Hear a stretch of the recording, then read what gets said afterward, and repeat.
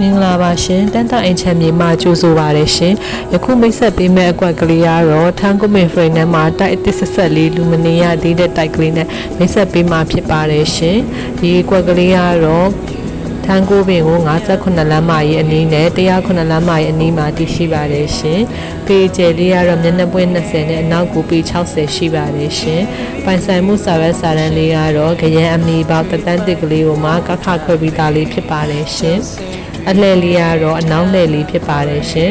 အာစီ3ထပ်တိုက်ကလေးကိုလမ်းသားကျယ်လေးပေါ်မှာတည်ရှိပါတယ်ရှင်ရောင်းချမဲ့ဈေးနှုန်းလေးကတော့16000ညှိနှိုင်းလေးနဲ့ရောင်းချပေးမှာဖြစ်ပါတယ်ရှင်ဒီကွက်ကလေးကိုစိတ်ဝင်စားတယ်ဆိုရင်တော့တန်တာအင်ချန်မြေ3998836333ကိုဆက်သွယ်ပြီးမြင်ကြည့်မဲ့ချိန်လေးတစ်နာရီကြိုချိန်ပေးလို့ရပါတယ်ရှင်အားလုံးကိုကျေးဇူးတင်ပါတယ်ရှင်